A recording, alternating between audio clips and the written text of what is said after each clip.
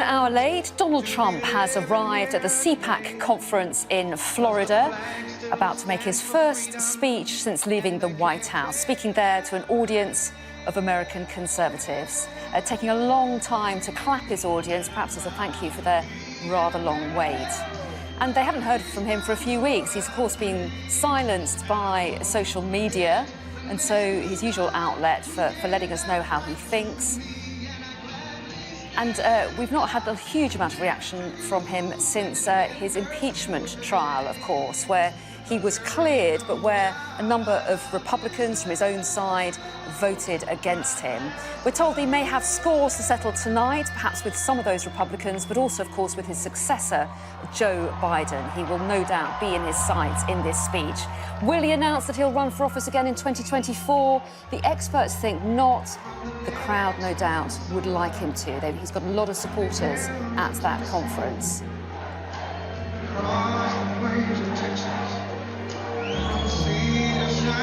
So a long build-up to him starting to speak. Maybe he particularly likes this song.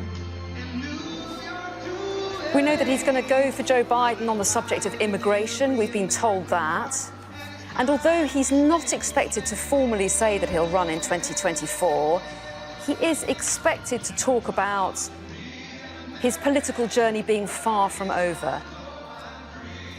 And there's been a straw poll taken there amongst those grassroots conservatives that this CPAC conference represents. It's the largest annual gathering of those grassroots conservatives in the US, and a straw poll has been taken amongst them, and they have put Donald Trump as their top candidate to run in 2024.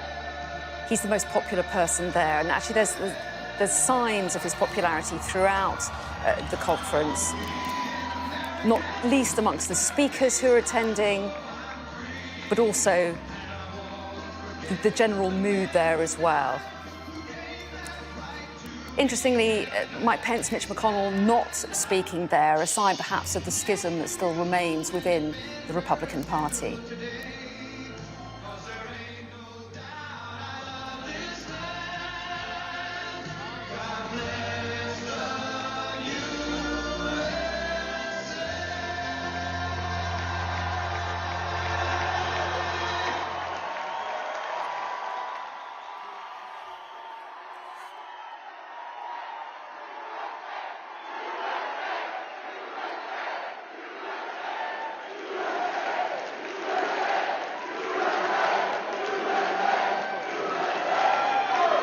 Well, thank you very much, and hello, CPAC. Do you miss me yet? Do you miss me?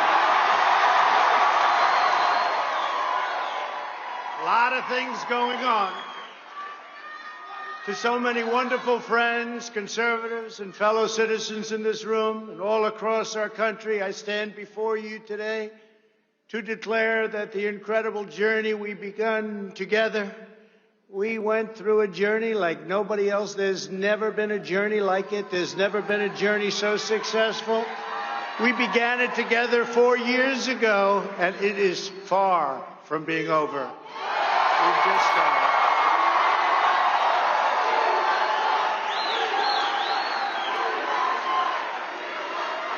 Our movement of proud, hardworking, and you know what this is? The hardest working people, hardworking American patriots, is just getting started.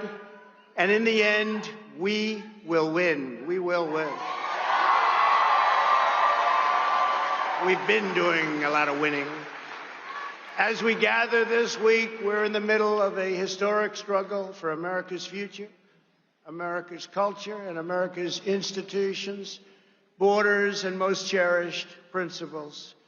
Our security, our prosperity, and our very identity as Americans is at stake, like perhaps at no other time. So no matter how much the Washington establishment and the powerful special interests may want to silence us, let there be no doubt we will be victorious, and America will be stronger and greater than ever before.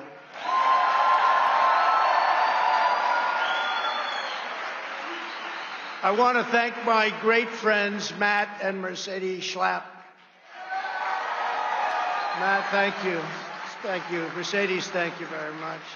And the American Conservative Union for hosting this extraordinary event. They're talking about it all over the world, Matt. I know you don't like that, but that's okay. All over the world. I also want to pay my love and respect to the great Rush Limbaugh.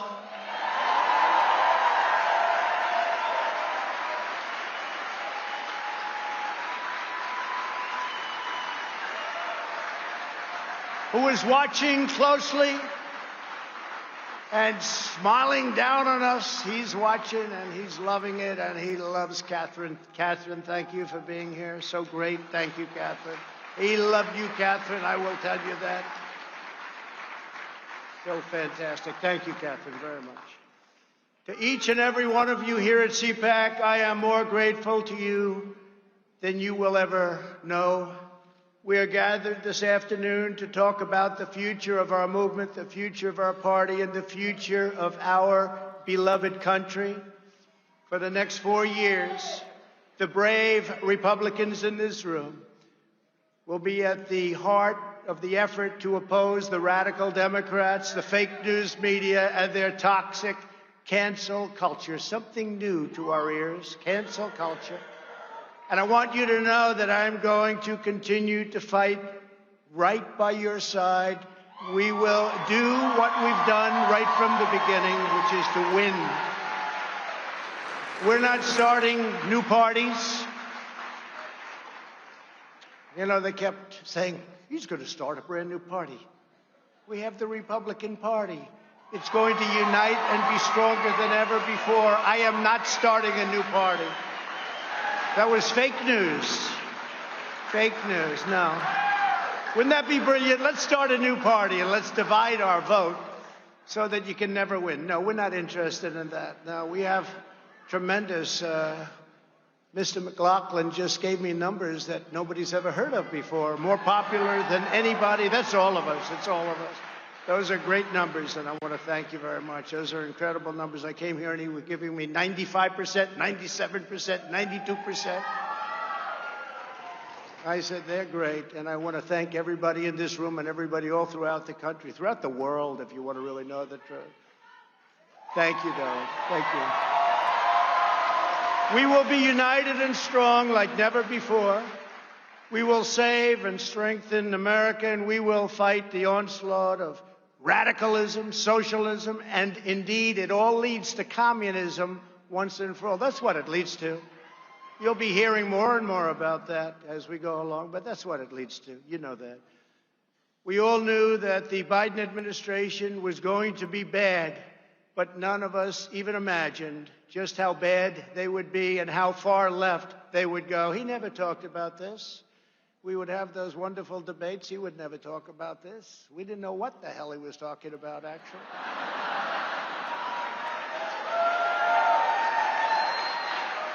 His campaign was all lies, talked about energy. I said, you know, this guy actually, he's okay with energy. He wasn't okay with energy.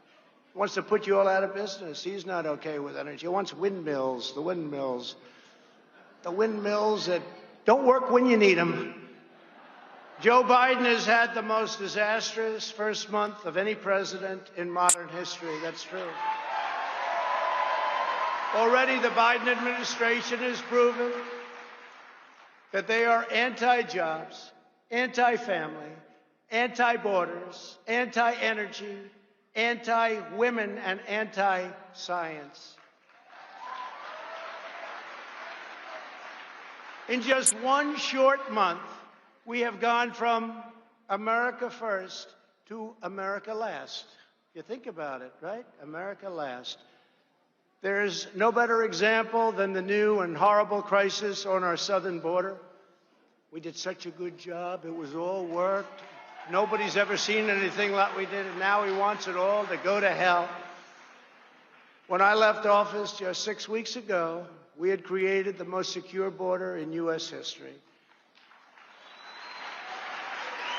We had built almost 500 miles of great border wall. That helped us with these numbers because once it's up, you know, they used to say a wall doesn't work. Well, you know what I've always said? Walls and wheels, those are two things that will never change. The wall has been amazing. It's been incredible. And little sections of it to complete, they don't want to complete it. They don't want to complete little sections in certain little areas. They don't want to complete, but it's had an impact that nobody would have even believed. It's amazing considering that the Democrats' #1 priority was to make sure that the wall would never, ever get built, would never, ever happen, would never get financed. We got it financed. We ended catch and release, ended asylum fraud, and brought illegal crossings to historic lows. When illegal aliens trespass across our borders, they were promptly caught, detained, and sent back home. And these were some rough customers. I want to tell you, some rough customers were entering our country. It took the new administration only a few weeks to turn this unprecedented accomplishment into a self-inflicted humanitarian and national security disaster. By recklessly eliminating our border, security measures, controls, all of the things that we put into place, Joe Biden has triggered a massive flood of illegal immigration into our country, the likes of which we have never seen before. They're coming up by the tens of thousands. They're all coming to take advantage of the things that he said that's luring everybody to come to America. And we're one country. We can't afford the problems of the world as much as we'd love to. We'd love to help, but we can't do that. So they're all coming because of promises and foolish words. Perhaps worst of all, Joe Biden's decision to cancel border security has single-handedly launched a youth migrant crisis that is enriching child smugglers, vicious criminal cartels, and some of the most evil people on the planet. You see it every day. Just turn on the news. You'll see it every day. Under my administration, we stopped the child smugglers. We dismantled the criminal cartels. We greatly limited drug and human trafficking to a level that nobody actually thought was possible, and the wall helped us a lot. And we protected vulnerable people. It's 10 o'clock. You're watching Sky News. We're live in Florida as former US President Donald Trump makes his first public appearance since leaving the White House at a conference of American conservatives. We'll listen in again. And it has done so in a very, very big way. Under the new administration, catch and release has been restored. Can you imagine? We work so hard. Catch, you know what that is. You catch them. You take their name. They may be killers. They may be rapists. They may be drug smugglers. You take their name and you release them into our country. We did the opposite. We not only didn't release them, we had them brought back to their country. Illegal immigrants are now being apprehended and released along the entire southern border, just the opposite of what it was 2 months ago. They weren't coming because they couldn't get in. Once they think they can get in, they're coming, and they are coming at levels that you haven't even seen yet. By the hundreds of thousands, by the millions, they'll be coming. The Biden administration is now actively expediting the admission of illegal migrants, enabling them to lodge frivolous asylum claims and admitting them by the thousands and thousands and thousands a day, crowded together in unsanitary conditions despite the ongoing economic and public health crisis, COVID-19, or as I call it, the China virus.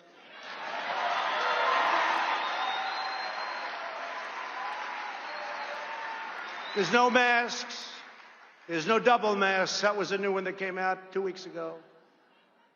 First, Fauci said, you don't need masks, no good, no. Then all of a sudden he wanted, now he wants double masks. No social distancing, no nothing.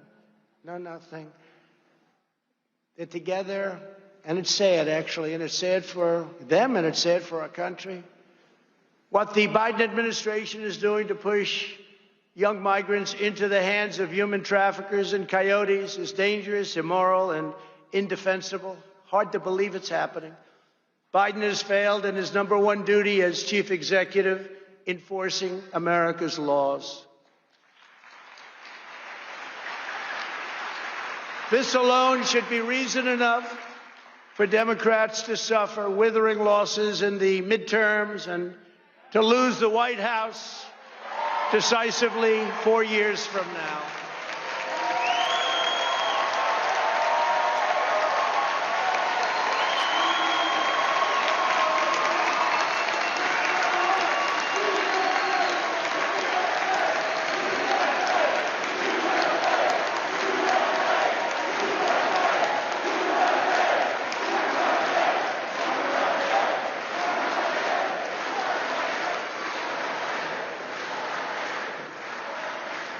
Actually, as you know, they just lost the White House, but it's one of those things. But who knows? Who knows? I may even decide to beat them for a third time, okay? Beat them for a third time.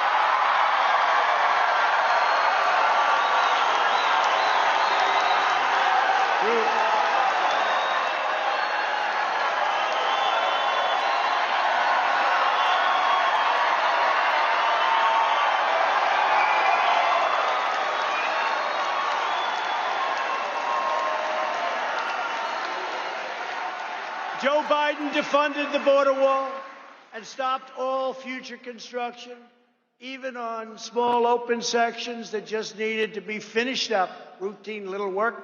It's already been bought. Wait till the contractors get to them and they say, no, it costs us much more money not to finish the small section than if we finished it. That's going to be nice. Wait till you see those bills start pouring in. He revoked the executive order cracking down on deadly sanctuary cities. He has effectively ordered a shutdown of ICE, halting virtually all deportations. Everyone, murderers, everybody, no more. Let's not deport people. And restricting our law enforcement professionals, and they are great professionals. You have many of them represented here today, from conducting almost any immigration enforcement of any kind. The Biden policy of releasing criminals into the U.S. interior is making America into a sanctuary nation where criminals, illegal immigrants, including gang members and sex offenders, are set free into American communities. They have no idea who's coming up. And remember, with the caravans, these countries, not only the three of them, but many, many countries all over the world, they're not giving us their best and their finest. Because they're intelligent. They're not giving us their best and their finest. Remember, I said that. I said that a long time ago when I made the first remarks, when I came down the escalator with our great future First Lady, who says hello, who loves you as much as I love you. But I said that a long time ago, and we turned out to be 100% correct. Biden's radical immigration policies aren't just illegal. They're immoral, they're heartless, and they are a betrayal of our nation's core values. It's a terrible thing that's happening. The Republican Party must hold Joe Biden and the Democrats accountable. They ripped up the diplomatic agreements we negotiated with Honduras, Guatemala, and El Salvador to shut down illegal immigration. You know, they got a fortune. They got paid $500 million a year. When I came into office, those countries were refusing to take back illegal alien gang members, including MS-13, the most vicious, probably of them all. No matter where you go in the world, MS-13, they do things that even the worst don't think about. So I asked, how much do we pay these countries? How much do we pay them? Sir, we pay them approximately $500 million a year. It's a lot of money. I mean, it's peanuts compared to the way other countries rip us off, but that's a lot of money. I said, okay, we aren't going to pay them anymore because they wouldn't take back the criminals. And this was true with the Obama administration. It was true for many, many years.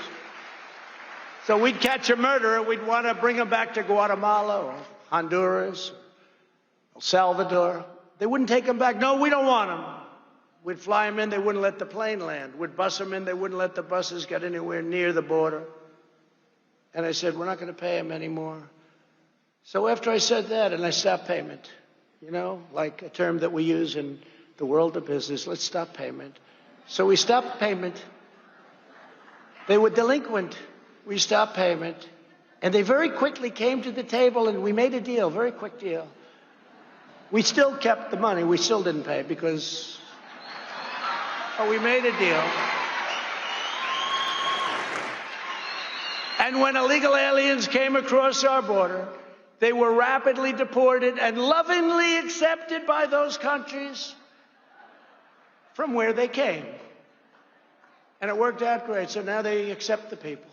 And then we ultimately got along very well with those countries, those three countries, and many countries throughout the world because they respected us again. They didn't respect us.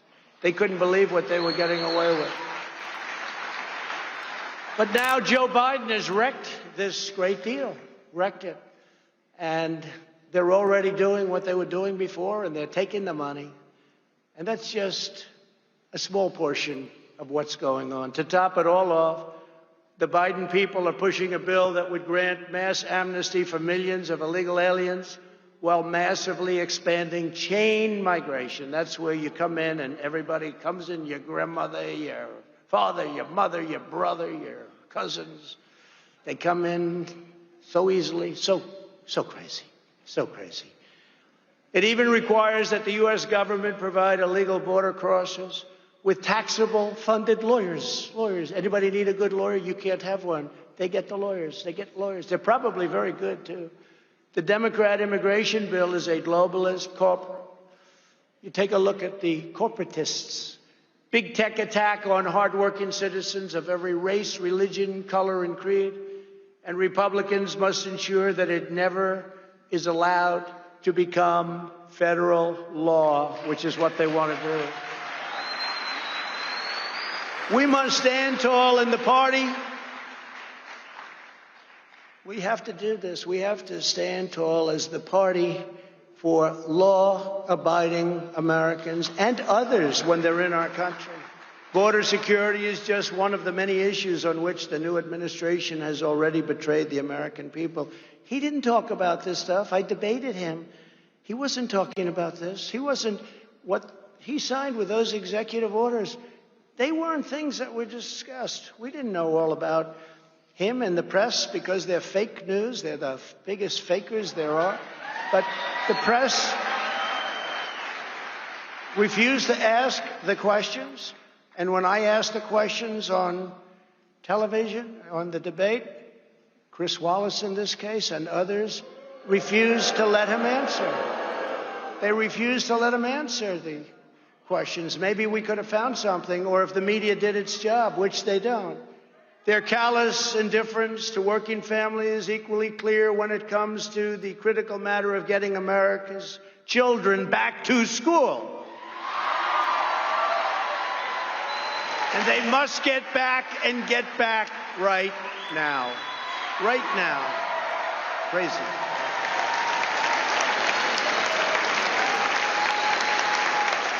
Terrible. Terrible. The Biden administration is actually bragging about the classroom education they are providing to migrant children on the border, while at the same time millions of American children are having their futures destroyed by Joe Biden's anti-science school closures. Think of it. We're educating students on the border, but our own people, the children of our citizens themselves, are not getting the education that they deserve. There's no reason whatsoever why the vast majority of young Americans should not be back in school immediately. The only reason that most parents do not have that choice is because Joe Biden sold out America's children to the teachers' unions.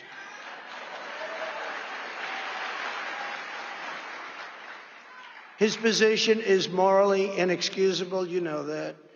Joe Biden has shamefully betrayed America's youth, and he is cruelly keeping our children locked in their homes. No reason for it whatsoever. They want to get out.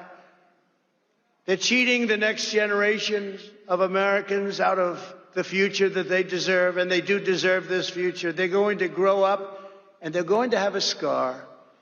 It's a scandal of the highest order and one of the most craven acts by any president in our lifetimes. It's the teachers' union. It's the votes. And it shouldn't happen. And nobody has more respect for teachers than I do. And I'll bet you a lot of the people within that union, they agree with everything I'm saying. Even the New York Times is calling out the Democrats. The mental and physical health of these young people is reaching a breaking point. Tragically, suicide attempts have skyrocketed, and student depression is now commonplace and at levels that we've never seen before. The Democrats now say we have to pass their $1.9 trillion boondoggle to open schools, but a very small part of it has to do with that. You know where it's going. It's going to bail out badly run Democrat cities, so much of it. But billions of dollars for schools remain unspent from the COVID relief bills that were passed last year. So on behalf of the moms, dads, and children of America, I call on Joe Biden to get the schools open and get them open now. It'd be a great thing to do.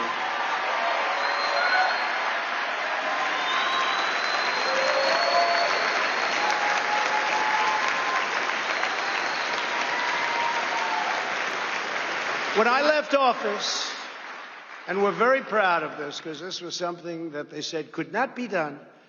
The FDA said it. Everybody said it. Any article you read said it. Couldn't be done. It would be years and years. I handed the new administration what everyone is now calling a modern-day medical miracle. Some say it's the greatest thing to happen in hundreds of years. 2 vaccines produced in record time with numerous others on the way, including the Johnson & Johnson vaccine that was approved just yesterday.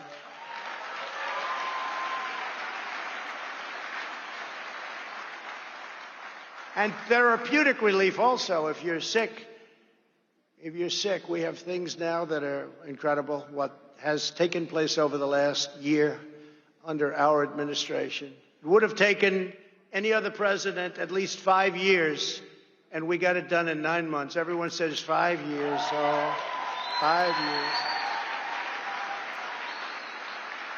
Can you imagine if you had to go through what all of the countries of the world who are now getting the vaccine or soon will be getting it from various companies? But can you imagine if all of those countries had to go through what they've been going through over the last year? You'd lose hundreds of millions of people. I pushed the FDA like they have never been pushed before. They told me that loud and clear. They have never been pushed like I pushed them. I didn't like them at all. But once we got it done, I said, I now love you very much. What the Trump administration has done with vaccines has, in many respects, perhaps saved large portions of the world, not only our country, but large portions of the world.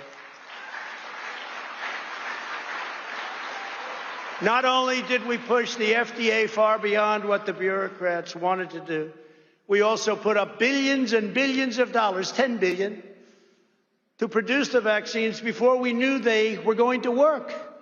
It was called a calculated bet or a calculated risk. We took a risk because if we didn't do that, you still wouldn't have the vaccines. You wouldn't have them for a long time. So think of that. We took this bet. We made a bet because we thought we were on a certain track.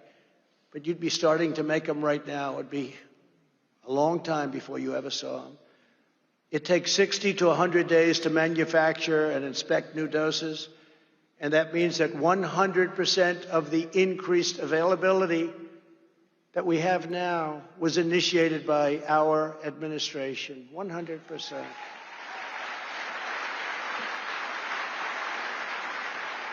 In fact, the director of National Institutes of Health, Francis Collins, he's Fauci's boss, actually. I think he's a Democrat, too, by the way.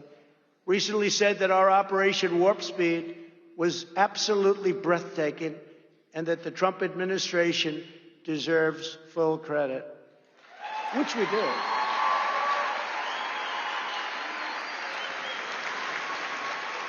And as conservatives and Republicans, never forget that we did it. Never let them take the credit because they don't deserve the credit. They just followed. Now they're following our plan, but this has been something that they really call it an absolute miracle. Joe Biden is only implementing the plan that we put in place. And if we had an honest media, which we don't, they would say it loud and clear. By the time I left that magnificent house at 1600 Pennsylvania Avenue, almost 20 million Americans had already been vaccinated. 1.5 million doses were administered on my final day alone. 1.5 million in a day. Yet Biden said just a few days ago that when he got here, meaning the White House, there was no vaccine. He said, there's no vaccine? Oh, good. Say it again, Joe. Now, I don't think he said that, frankly, in a malicious way. I really don't. I actually believe he said that because he didn't really know what the hell was happening. But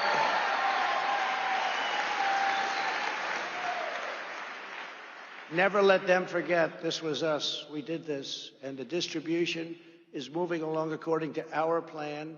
And it's moving along really well. We had the military, what they've done, our generals and all of the people, what they've done is incredible. But remember, you know, we took care of a lot of people, including, I guess, on December 21st, we took care of Joe Biden because he got his shot. He got his vaccine. He forgot. It shows you how unpainful that vaccine shot is. So everybody go get your shot. He forgot. So it wasn't very traumatic, obviously, but he got his shot. And it's good that he got his shot. Last year, I predicted to you that the extremism, corruption, and incompetence of the Biden administration would be literally unprecedented in American history. Unfortunately, he has proven me 100% right. Already, as president, Biden has urged Congress to pass legislation shredding your Second Amendment. Your Second Amendment is in far bigger trouble than you know. And for 4 years, I fought like hell to save your Second Amendment, and we saved it 100%. We saved it. He signed an order to conduct politically correct far-left indoctrination trainings in every department of the federal government, including the U.S. military, after I had terminated these horrible things that were being preached to our military. And he wants it to go forward. It's insane. Within his first few hours, Biden eliminated our national security travel bans on nations plagued by terrorism. His first priority was to open our borders to unvetted travelers from Libya, Yemen, Syria, Somalia, and many other countries where strict vetting cannot occur, countries that have tremendous problems, countries with tremendous terrorism problems. We did a travel ban. It was a real achievement. We told those countries, sorry, straighten out your act. We don't want people coming in where they had an ideology or a problem. We just couldn't have it. And it was incredible. How it worked was incredible. And he terminated it. We had to get it approved. It went all the way up to the Supreme Court of the United States. We got it approved, and he terminates it. In addition, he's already increased refugee admissions by nearly 10 times, but in effect, it'll soon be hundreds of times as millions of people flow up through our soon-to-be open borders. And by the way, the Border Patrol and ICE, these are some of the great heroes of our country. These are incredible people. I got to know them very well. Your family still cannot go out to eat at local restaurants, but Joe Biden is bringing in thousands upon thousands of refugees from all over the world, people that nobody knows anything about. We don't have crime records. We don't have health records. What are they bringing in with them? When I left office, we had virtually ended the endless wars. These endless wars, they go on forever. They go on forever. I would go to Dover and I would see caskets, coffins coming in. I'd see the parents and the wives and the husbands. I would see the kids. Endless wars, 19 years in Afghanistan. We have it down to almost nothing left, and I hear they might want to go back in. Iraq, Remember, I used to say, don't go in, but if you're going to go in, keep the oil. Well, we went in and we didn't keep the oil. We had made historic peace deals in the Middle East like nobody thought were even possible, with not a drop of bloodshed.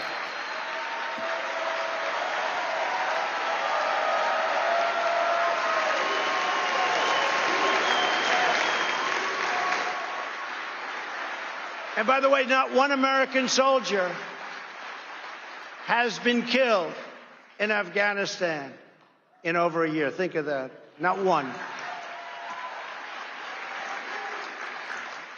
Those troops have largely come home. At the same time, the new administration unilaterally withdrew our crippling sanctions on Iran, foolishly giving away all of America's leverage before negotiations have even begun.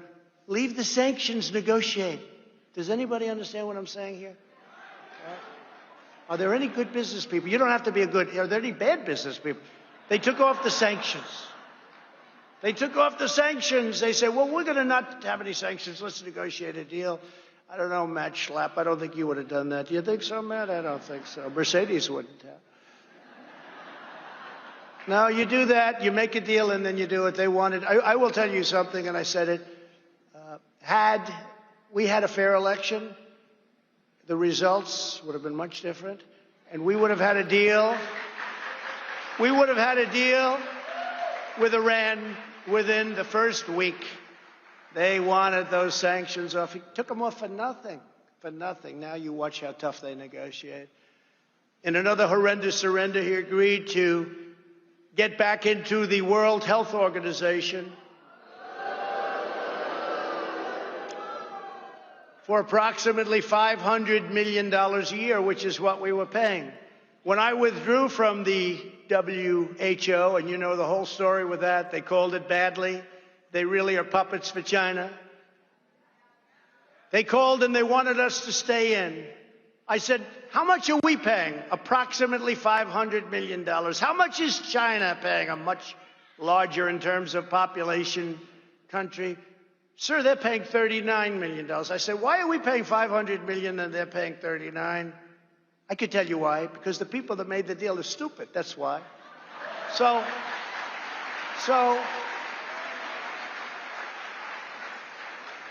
and I had no idea how popular it was. I didn't even know if I would be able to politically, because people were so happy when I did get out. But I said, so we went in, we could get it for $39 million, which is what China, not $500 million, which is what we were stupidly paying. And they said, we can make a deal. We want you to go in. We can make a deal.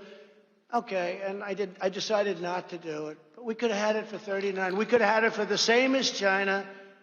And they decide now to go back into the World Health Organization and pay $500 million. What the hell is wrong with them? No, this is just emblematic. It's a tremendous amount of money, but compared to trillions, it's not, but it's a tremendous amount of money. Why would China pay $39 million and we're paying almost $500 million? Why? So we could have made the same deal that China had, $39 million, and they just say, we're going back in. We're going back into the World Health Organization. They go back in, they pay $500. It is so sad. Just like the Iran and the World Health Organization, Joe Biden put the United States back into the very unfair and very costly Paris Climate Accord without negotiating a better deal. They wanted us so badly back in. I'll tell you, they wanted us. I was getting called from all of the countries. You must come back into the Paris Accord. I said, tell me why. Give me one good reason. First of all, China doesn't kick in for 10 years. Russia goes by an old standard, which was not a clean standard, and other countries. But we get hit right from the beginning. It would have cost us hundreds of thousands and millions of jobs. It was a disaster. But they go back in. I could have made an unbelievable deal and gone back in, but I didn't want to do that. Surrendering millions of jobs and trillions of dollars to all of these other countries, almost all of them, that were in the deal. So they have favorable treatment. We don't have favorable treatment. And we just said, we're going back in. To go back in, they wanted us so badly. You could have negotiated. If you wanted to go back in, which frankly, we have the cleanest air, the cleanest water, and everything else that we've ever had. So I don't know why we have to. And what good does it do when we're clean, but China's not, and Russia's not, and India's not? So they're pouring fumes. You know, the world is actually a small piece of the universe, right? They're pouring fumes, and we're trying to protect everything and building products for 3 times more than is necessary. No, they could have made a great deal. If they were going to go back in, that's fine. But they could have made a great deal instead of just say, we're back in. These people. And in one of his first official acts, which was incredible because, again, he talked about energy. He never said he was going to do this. He canceled the Keystone XL pipeline, destroying not the 8,000 or the 9,000 or the 11,000 jobs that you hear, but 42,000 great-paying jobs on just about day one, right? He never talked about that during a debate because he wouldn't have gotten away with it. Well, he would have because they cheated so much it probably wouldn't have gone. No, but that was not a topic of conversation, remember? Fracking, you can frack. Oh, we love fracking. During the primary, no fracking. As soon as he got through that, he said, no, of course, everybody can frack. No fracking. You wait till you see what happens with your gasoline. Wait till you see what happens, and we cannot let this stuff continue to go on. One of my proudest accomplishments as president was to make America energy independent. The United States became the #1 energy superpower on earth. #1.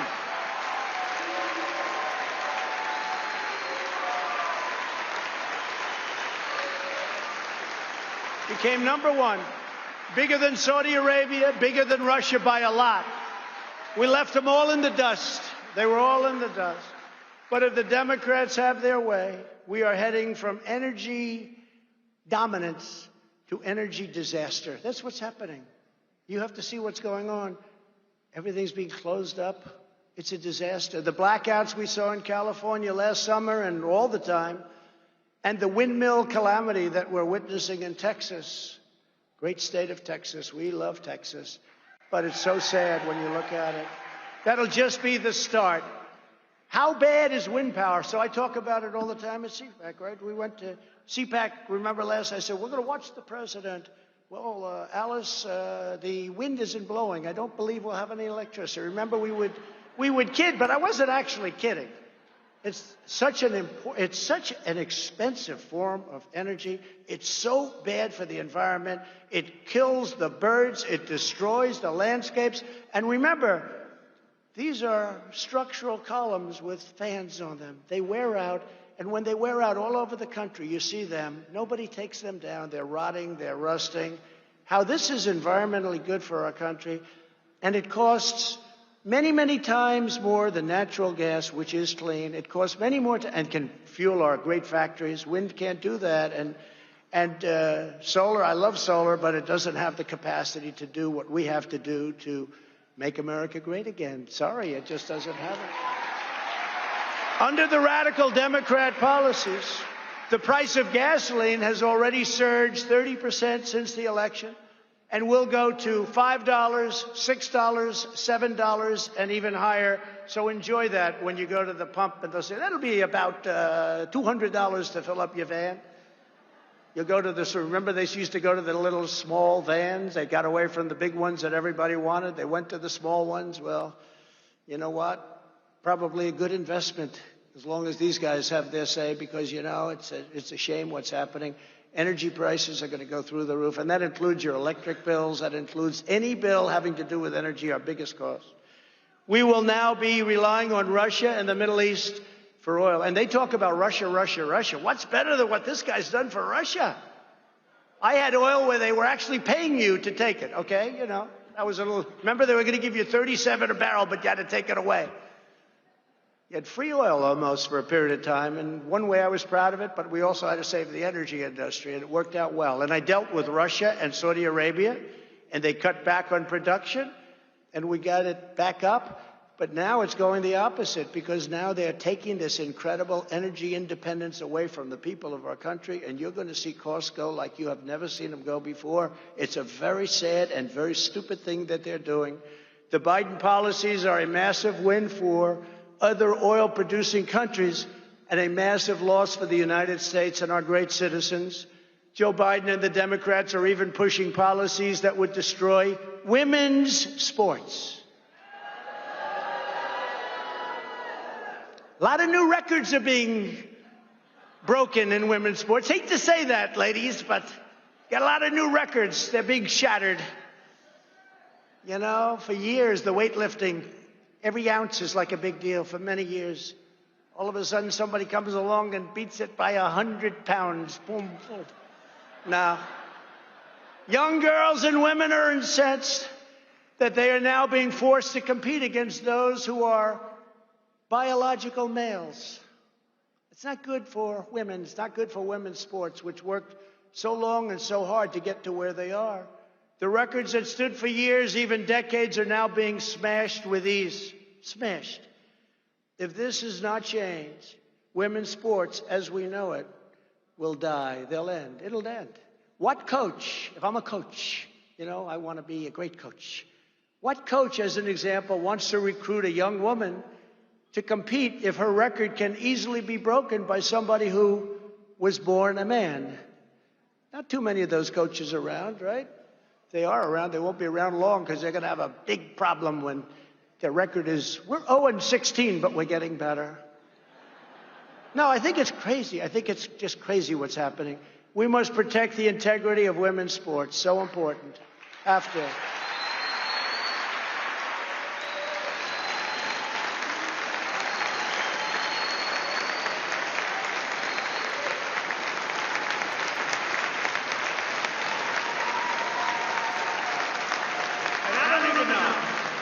Is that controversial? You know, somebody said, well, that's going to be very controversial. I said, that's okay. You haven't heard anything yet.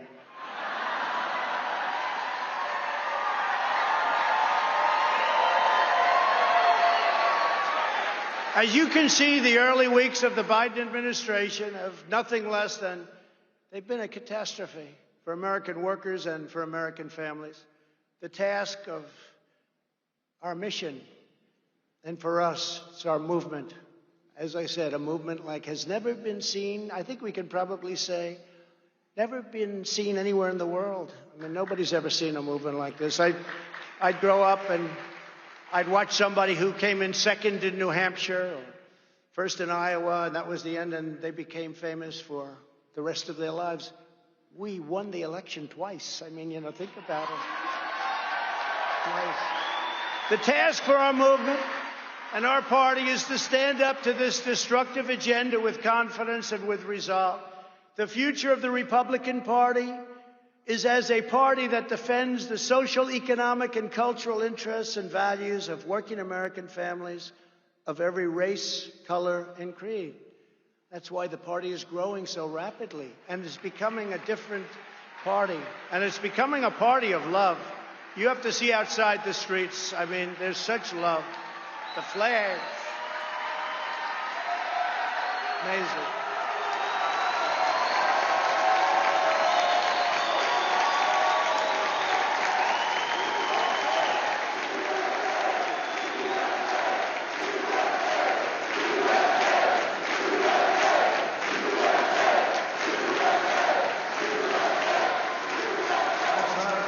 It's a party that's incredible. The people, the spirit.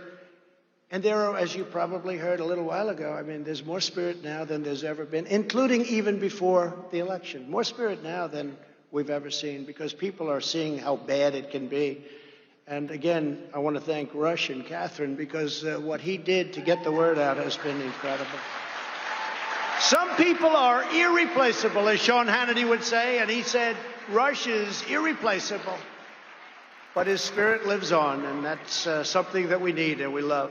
Republicans believe that the needs of every citizen must come first. In fact, America must come first. We don't put it first. They don't put it first. Over the past 4 years, my administration delivered for Americans of all backgrounds like never before. Like never before.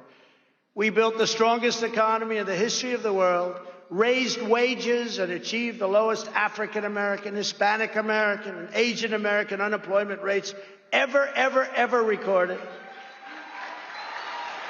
It was so great for everybody of all backgrounds, that even after the China virus, we are leading the world. Nobody's even close. We're leading it in the comeback. Our economic comeback has been incredible. That's because the financial and economic foundation we built was so strong that unlike other countries who are having a hard time, we didn't break. We came roaring back, and now our stock market and your 401ks are again at record levels, higher than ever before, actually. Many people have asked, what is Trumpism? A new term being used more and more. I'm hearing that term more and more. I didn't come up with it. But what it means is great deals, great trade deals, great ones, not deals where we give away everything, our jobs, our money. Like the USMCA replacement of the horrible NAFTA. NAFTA was one of the worst deals ever made, probably the worst trade deal ever made. And we ended it. You know, a lot of people forget. We ended it. Now we have the USMCA, Mexico, Canada. It's incredible what it's done for our farmers who are doing fantastically. Did you see grain prices and grain sales are at an all-time high? Wheat, all-time high.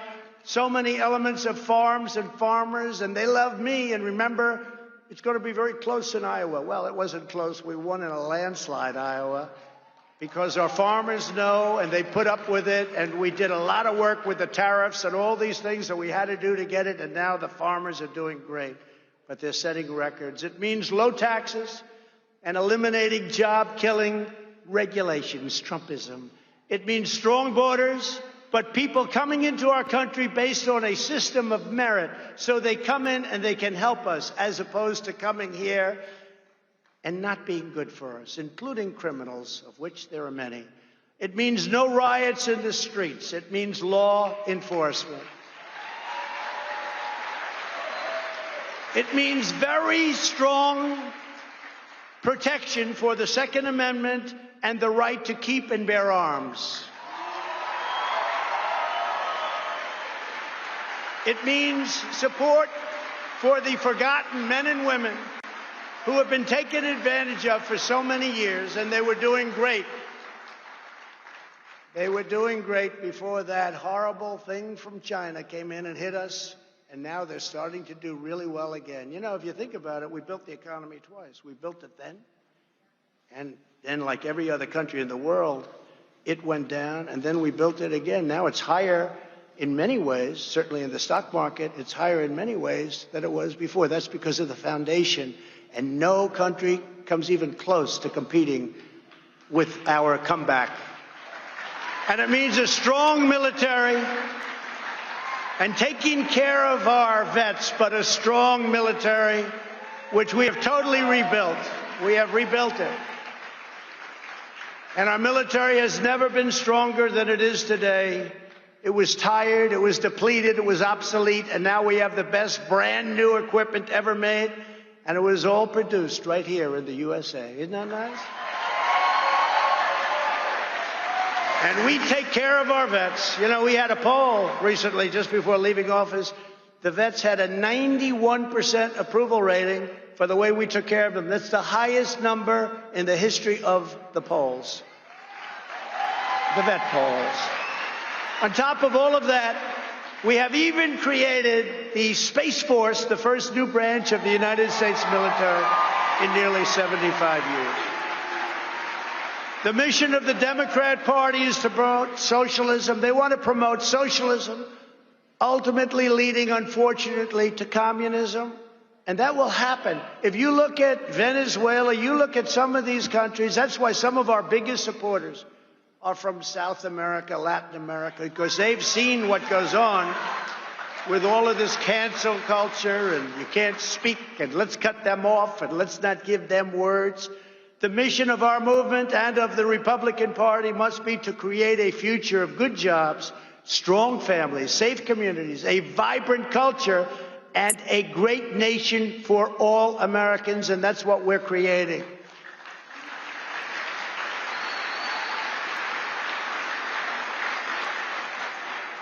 Their party is based upon unvarnished disdain for America, its past, and its people. You see that happening. It's horrible, the way they treat the legacy of our country, the culture of our country. Our party is based on love for America and the belief that this is an exceptional nation blessed by God.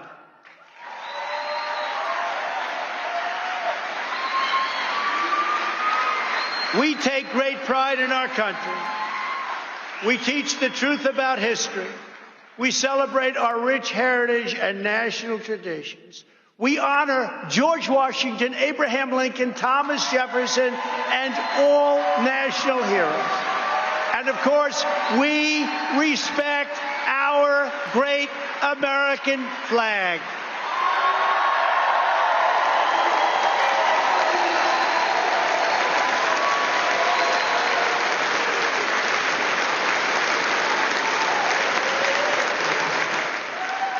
Thank you.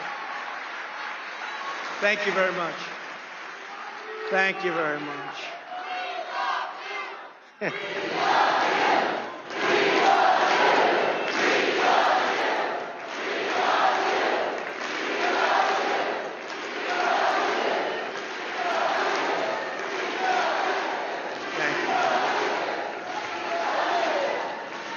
Thank you very much. So nice.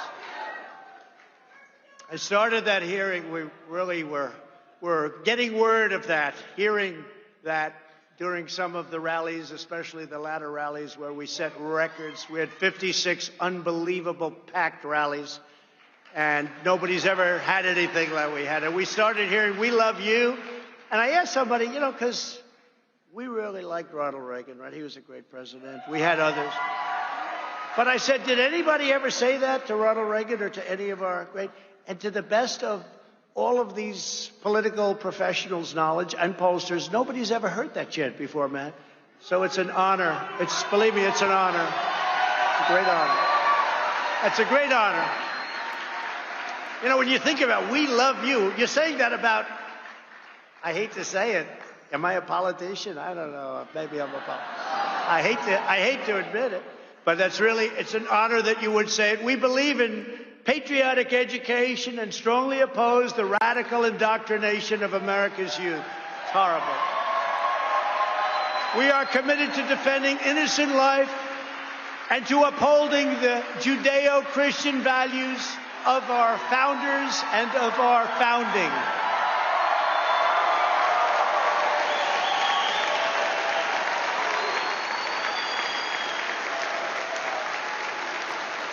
We embrace free thought, we stand up to political correctness, and we reject left-wing lunacy, and in particular, we reject cancel culture.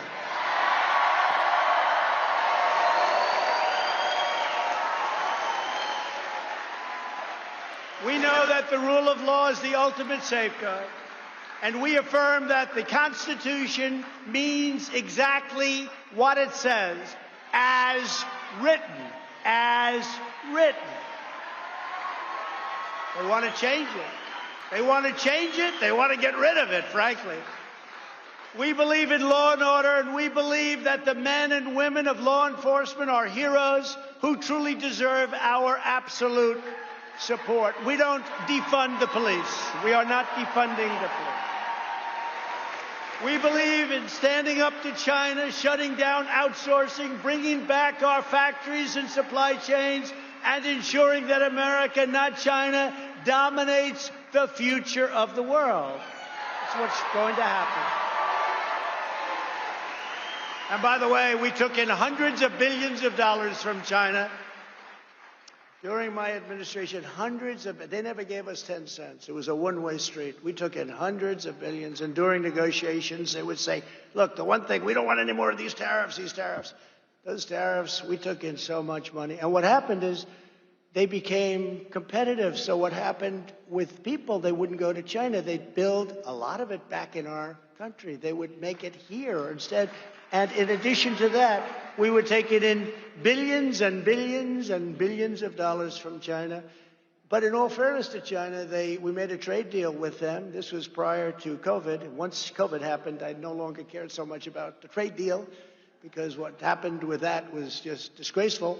But that's one of the things. That's one of the reasons that right now our farmers are doing so good. I used to tell China, look, go and get a lot of wheat, get a lot of different things, all of the things we just talked about. You better go out and do it, because this country has not been treated fairly by you for many, many years, many, many years. We used to lose $504 billion trade deficit with China. 504, not million, $504 million a lot, right? You know that through the World Health Organization. Now take 504 million, make it $504 billion. We had deficits with China. It was absolutely insane that this could keep going on. It's amazing that you still have a country left. The people that did this to our country, they should be ashamed of themselves. They should be ashamed of themselves. Companies that leave America to create jobs in China and other countries that have ripped us off for years should not be rewarded. They should be tariffed, fined, and punished. They should not be rewarded. And that's what the Biden administration is doing. But of course, as you know, they have a very close personal relationship with China. So I don't expect much to happen. It's a shame, because it really is a threat. It's a tremendous economic threat. And thank God we've rebuilt our military. But it's a tremendous economic threat. Never forget it. These are the convictions that define our movement today and must define the Republican Party in the years ahead. Very simple. It's really quite simple, isn't it? Another one of the most urgent issues facing the Republican Party is that of ensuring fair, honest, and secure elections.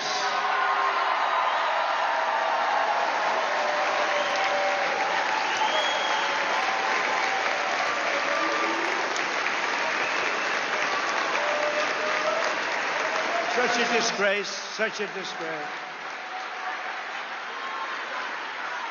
Such a disgrace. We must pass comprehensive election reforms, and we must do it now. The Democrats used the China virus as an excuse to change all of the election rules without the approval of their state legislatures, making it therefore illegal. It had a massive impact on the election. Again, you have to go to the legislatures to get these approvals. This alone would have easily changed the outcome of the election at levels that you wouldn't have even believed. Even with COVID, even with all of the things, the numbers are staggering. We can never let this or other abuses of the 2020 election be repeated or happen again. Can never let that happen again.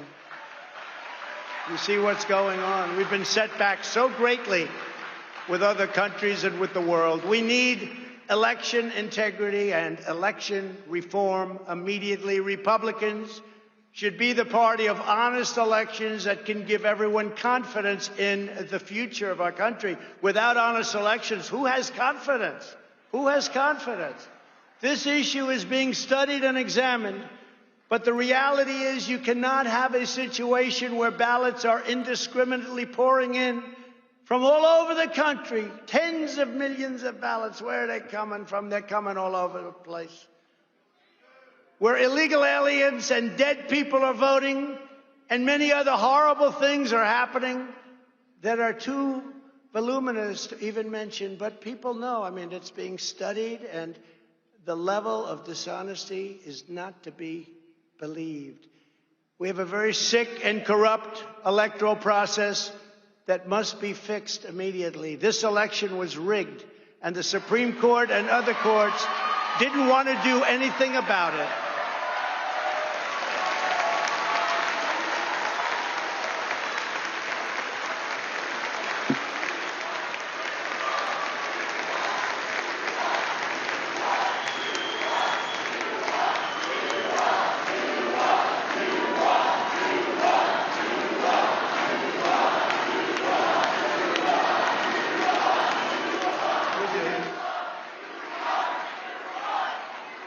If you just take that one element where they didn't go through legislatures, it's illegal. You can't do it.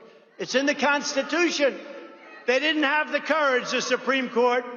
They didn't have the courage to act, but instead used process and lack of standing I was told the President of the United States has no standing. It's my election, it's your election, we have no standing. We had almost 20, if you think of it, we had almost 20 states go into the Supreme Court so that we didn't have a standing problem. They rejected it. They rejected it. They should be ashamed of themselves for what they've done to our country. They didn't have the guts or the courage to make the right decision. They didn't want to talk about it.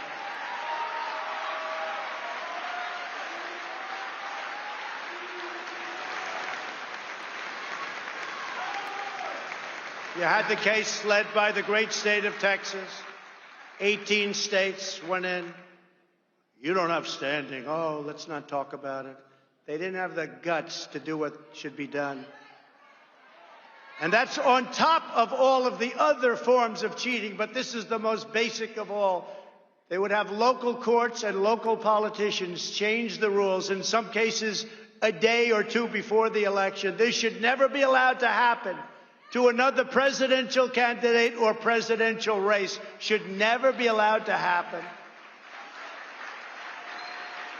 Today, I want to outline the steps that we must take to have an election system in this country that is honest, fair, and accurate. We need one election day, not 45, 30.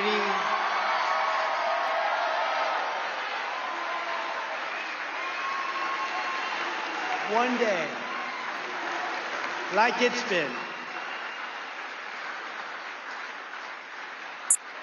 And if Republicans don't get this and the other things I'm going to say, then you should, like the Supreme Court, be ashamed of yourselves.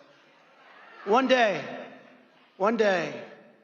And the only people that should be allowed to vote by mail are people that can... So, former US President Donald Trump making his first public appearance since leaving the White House at a CPAC conference of American conservatives there. He started by asking, "Hello, CPAC, do you miss me yet?" And he talked about the incredible journey we've begun together 4 years ago is far from being over. And he said our very identity as Americans is at stake. He said he wouldn't start a new party. He said we have the Republican Party. But he did say, as far as the Democrats are concerned, I may well decide to beat them for a third time, giving his audience a hint he could run again, but also repeating his lie that he won the election in November 2020. More analysis of his speech coming up in the next hour, along with the top stories.